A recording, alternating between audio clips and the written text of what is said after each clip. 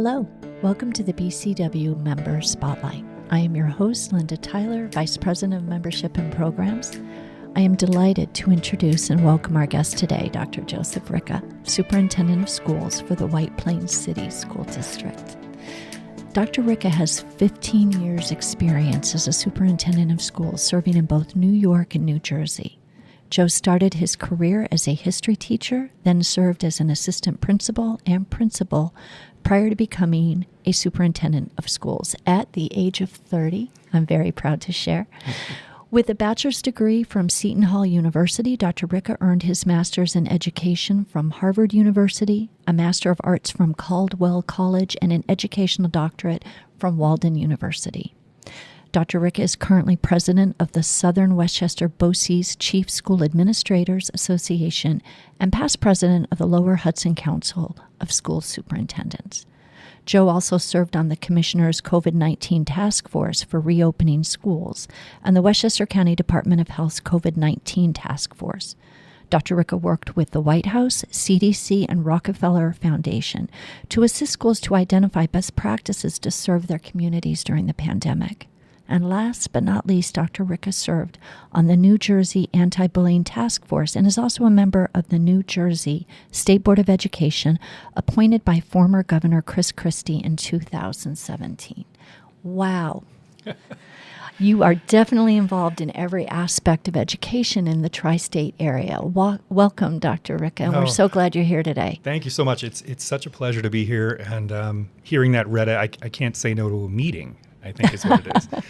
Thanks so much. It's an honor to be here, and thanks to the Business Council for always covering these really important topics that I think mean a lot to folks in our community. Absolutely. And education is the foundation for everything, truly. And making sure our students, and Westchester is really renowned for their public and private school systems here in the county. It's the future. Yeah. It's truly the future. And speaking of which, let's talk a little bit about what is happening in education today. What's new and noteworthy that you'd like to share with parents, especially in that kindergarten through grade 8 age range? Yeah, and I think Westchester is still, of course, I'm biased, best public schools in the nation, no question about it. And what we're seeing now happening in education, I think, is a transformation in terms of how we understand learning and how we provide opportunities for students. We're seeing a shift now to a focus and a recognition that career technical education in highly skilled, highly sought after areas is really, really important to students as well as parents and guardians, and at the same time maintaining that collegiate trajectory and making sure that students have as many pathways to explore their passions as possible, pre-K through 12.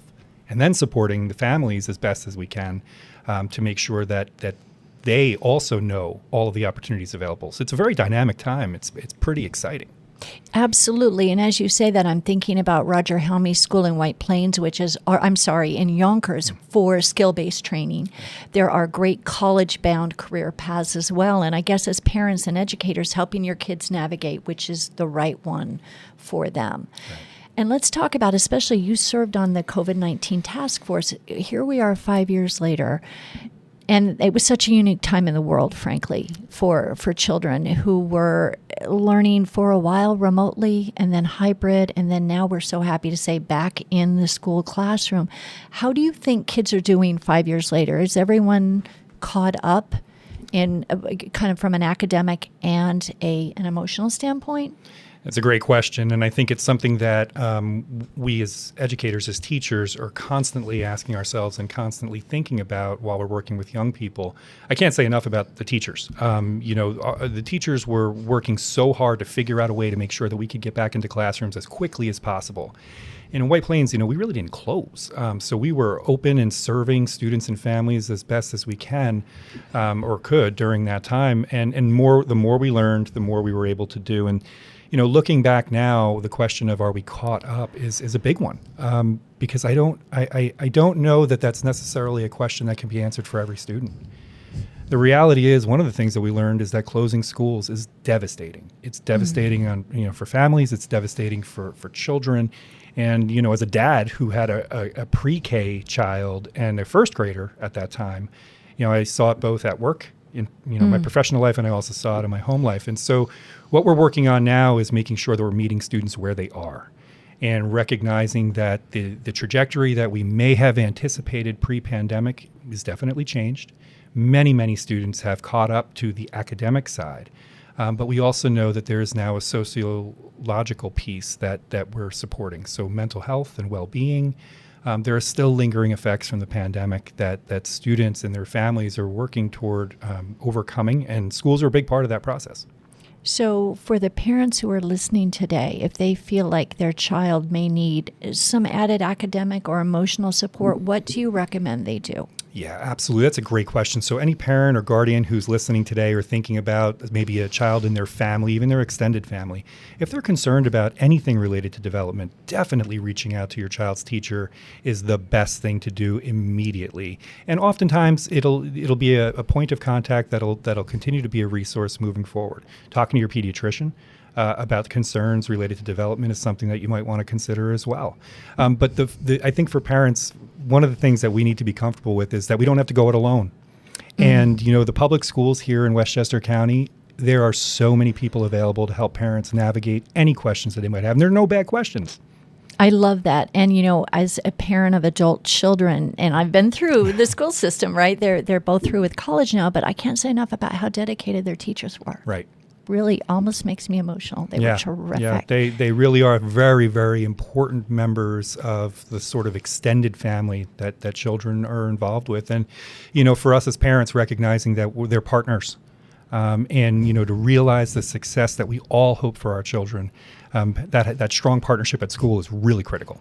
Absolutely, absolutely. And just proactiveness as a parent. If you just feel like something needs to be addressed, then do it, right? Right. So let's also talk about a really big subject, social media and cell phones. That's a big issue for parents. And I'm going to ask you your opinion. You're in that younger to middle school age range. That's really your responsibility for your students. And if there is a perfect time for a child to have a cell phone, and how do parents help their kids manage social media? Because let's face it, social media is very powerful. It is very powerful. It's ubiquitous, and it is alluring, right? Even for adults, if we're honest with ourselves, there are moments in time where we can find ourselves looking at our phones or, scrolling through a social media platform. And for adults, because we're developed or more developed, than young people, that can be a bad habit. But for children, as they're going through the developmental stages, it can be a bad habit that really does have some more insidious concerns. And there's more and more research that's coming out now, Linda, that's connecting, difficult times in childhood with unfettered access to social media. As a dad, we've made decisions to make sure that our children are connected with technology, understand how to use it as a tool, but also that it doesn't overtake their lives. In-person experiences, like the one we're having right now, are really, really valuable. But the technology allows us to connect with more people, like we're doing right now through a podcast. And I think, as parents in working with schools, recognizing the tool and the value of the tool and understanding how to be a good digital citizen is really important. But unfettered access to social media, just like unfettered access to anything as we're working with children is always problematic. I'll tell you, 8 or 9 times out of 10 in my role as superintendent, if children find themselves in a disciplinary or trouble, quote unquote, situation, social media is usually involved, and it's usually happening outside of school. And then the problem follows into school. So it's really important for us as parents to be engaged with our students and regulate the amount of time, if at all, they're connecting on social media. It's such a good point. And you were talking to me a little bit earlier about citizenship classes that are held in the classroom, which is terrific. That's kind of the foundation of the training and education. But as parents, following up at home, right? Oh, yeah. To just reinforce what schools are sharing and teaching children. And then parents following up at home and setting the examples lays that foundation for kids as they're getting older. And they're making decisions, as you and I have said, sometimes in the moment, right? They're making fast decisions in the moment. And if they've got that foundation at school and the follow-up at home, it helps. It helps maybe when they're faced with something and trying to figure out what's the right thing to do. Yeah, definitely. And schools can do a lot to support children in education and healthy development, but we are our children's first and most important teachers. Mm-hmm. The way in which we handle these situations at home, the expectations we set up, the value systems that we hope to instill in our children, we are the ones, as parents and guardians, are the ones who are ultimately going to make a big impact on how our children grow up and what's acceptable in their life. Absolutely. And you and I, we've talked a little bit about Australia's ban on social media, and it will be interesting to see what other countries do. It's new. It was just unveiled a few days ago, and I think it's for kids 16 and younger, right? Yep. What do you think? I mean, that's an interesting approach. Yeah. I mean, I think, look, in a lot of ways, these technologies, as they come online, right, and advance, we're in uncharted territory. And there are going to be changes, policy changes, and policies need to catch up. Much the same as we see with driving and the age to drive, or buying a beer or serving in the military. There are age restrictions on a lot of things. And so I do anticipate that in the future, there will be more easily defined or clearly defined guardrails with regard to access to social media. Because let's face it, I mean, you don't know who your child's talking with, really.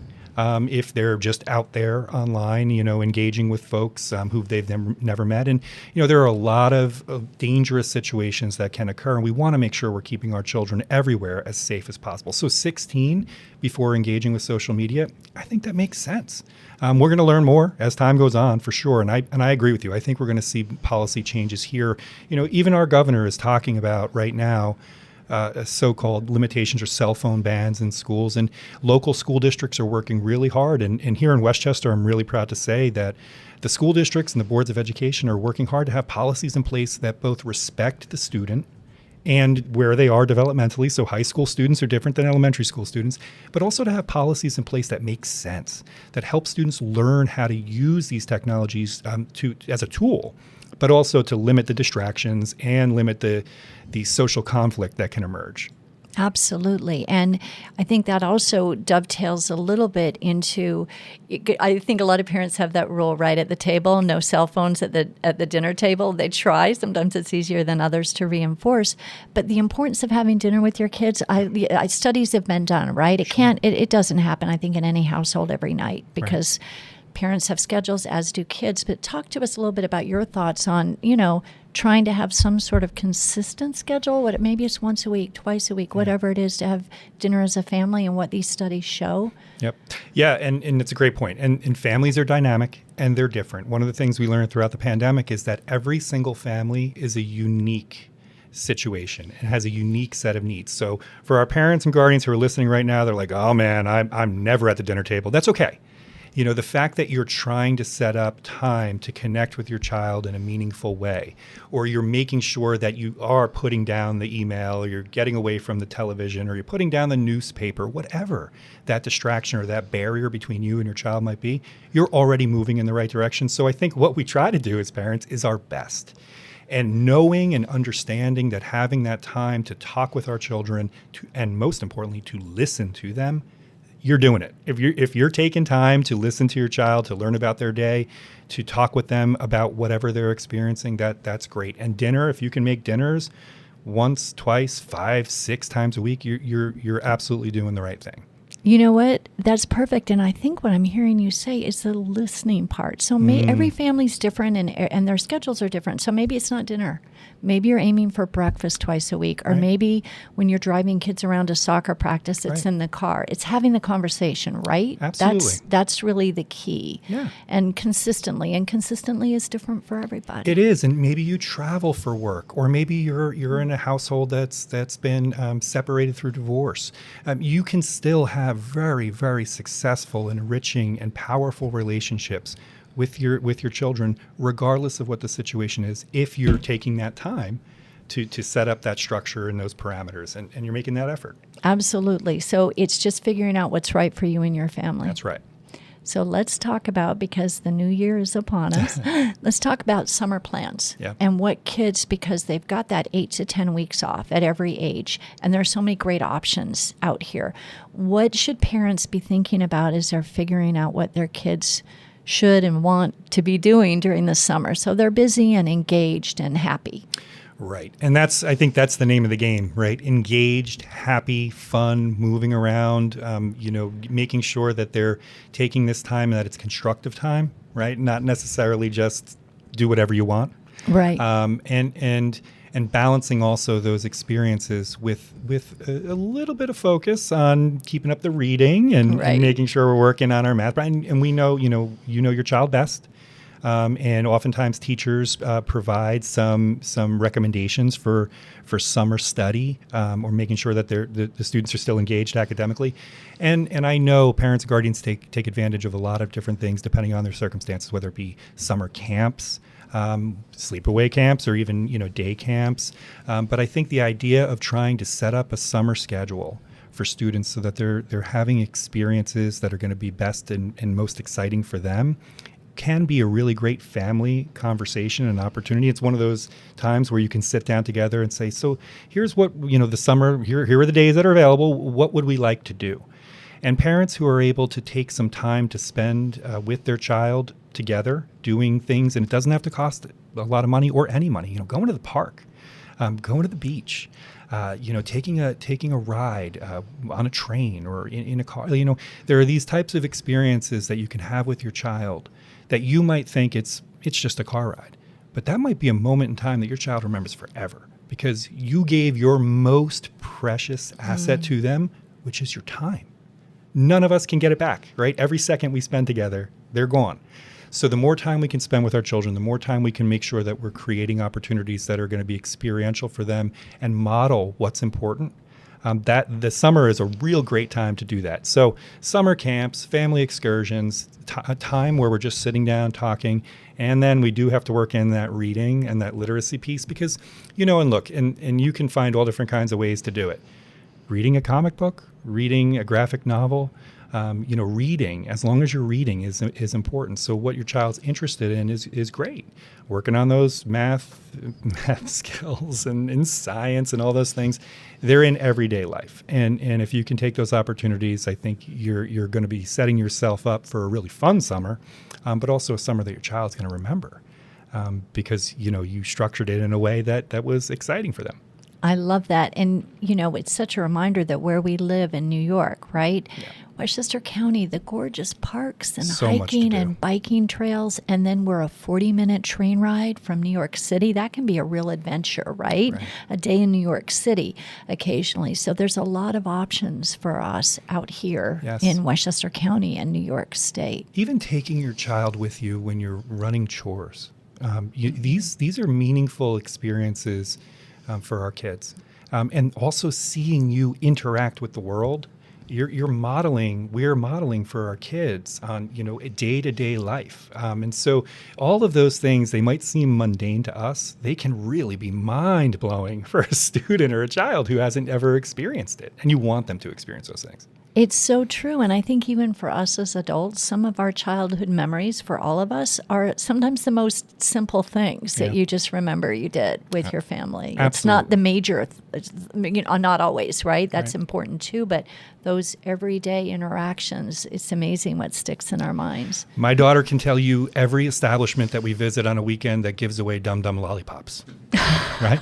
That's, as simple as that sounds, it's true. Doing those things together, they remember. We had a box of McDonald's toys from Happy Meals for years. I think we had 50 floating around our house. I think they're finally gone, but it's really true. It's those everyday things make a huge difference. Yeah. Well, what about parents of middle school children? And they're thinking now the next step is high school, right? And then high school goes by quickly, and the next step is college. what should parents be doing? Or it's a specialized trade school, whatever it is, just parents figure out and help their kids figure out what they want. But what are things that parents can be doing to get them ready for college or high school? And then the next step, which is skill-based training or college. What are some of those key things parents need to be thinking about? Great question. And I think, again, these are going to be sort of different situations based upon your child and what your child's interests are. Connecting with the school and talking with them about, what the school is seeing, what the teachers are seeing. But most importantly, I think listening to your child. What are they interested in? Talking about and exposing them to different types of occupations that exist or maybe don't exist right yet. 25 years ago, if we talked about podcasting, there wouldn't be a lot to go on. And today, media is transitioning. We're seeing it happen in real time. And so our children who are digital natives now, they're coming to the world with a different type of skill set and maybe even a different type of passion. So, whether it's in elementary school or middle school, but thinking about where your child wants to be, you also want to make really, I think, good financial decisions. How much is it going to cost to go to college? And then what are you studying? And what's the return on that investment likely to be? Because the last thing any of us wants to do is have our children come out of school with an extraordinary amount of debt. Right, so that's something we want to think about as well. And we're really fortunate in Westchester. We have phenomenal opportunities for our children, along with great communities. We have phenomenal opportunities. And I think, connecting with the public school and talking about the options for students, that's something that's really exciting. Again, that focus on the high-skilled career technical opportunities for students before they're even coming out, before they're graduating high school. They can have these vocational experiences. They can earn college credits. There's so many different pathways that are available. Take advantage of every single one of them. Absolutely. And explore, yes, right? Help explore. Your kids explore what feels right to them. Right. I want to thank you so much for being here with us today. It was a great conversation. We barely scratched the surface, but I think we've given people a lot to think about. So thank you very much, Dr. Ricca. Thank you so much. It was my pleasure. And I want to remind our listeners, the Business Council of Westchester is the county's largest business membership organization. We have over 1,100 businesses who are active members within the BCW. To learn more about membership, go to thebcw.org. Thank you.